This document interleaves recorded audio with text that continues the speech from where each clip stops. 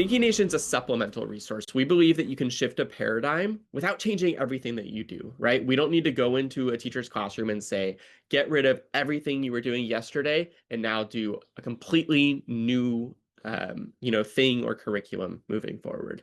Rather, a paradigm shift just means that we're putting on a different lens and seeing what we do a little bit differently. And so these four categories of Thinking Nation resources allow teachers to do that strategically really well.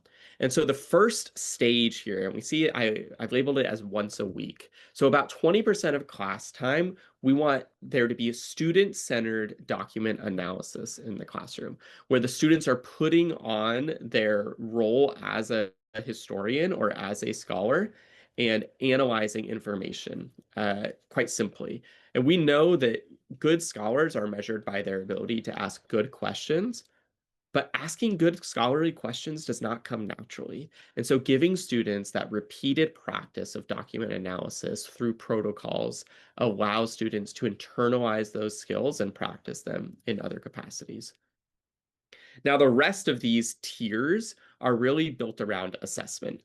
And so one thing that we learned actually from our math colleagues, a really helpful phrase is that we evaluate what we value.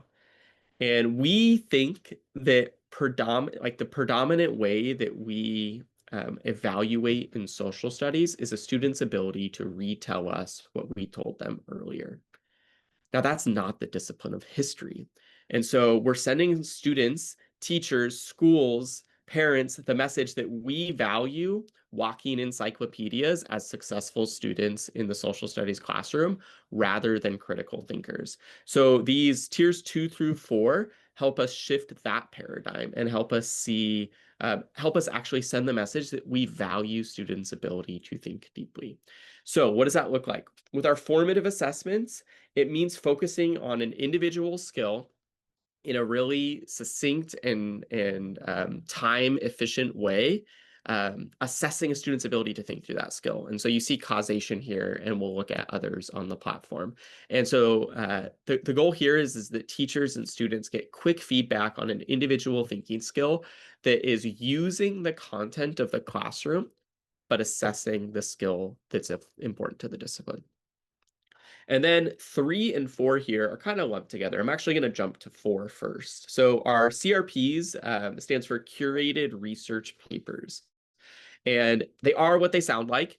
We present students with historical context, background knowledge, vocabulary, and then sources to analyze in order to answer a driving question or an essential question.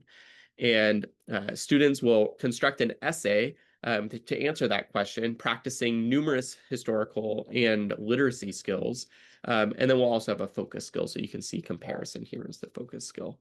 Now, coupled with those curated research papers, we've recognized that in the 21st century, when students are often outsourcing their thinking to a robot, we need to restructure the learning process to be in community. And so when we create communal opportunities for dialogue and learning, it disincentivizes students wanting to outsource their learning and really incentivizes them continuing to dive deeper into their learning. And so that's where our Socratic Seminars come in. And what they do is they provide structured discussion opportunities around that essential question that drives the curated research paper. And what we've found is that when students do this work in community through Socratic Seminars, not only is their writing stronger, more evidence-based, and more thoughtful, but it's also theirs because they put in the effort to do it in community, and so they want to demonstrate or showcase what they can do on their own now. And so we'll look at these 4 categories a little bit more closely on Thinking Nation's platform. So I'm going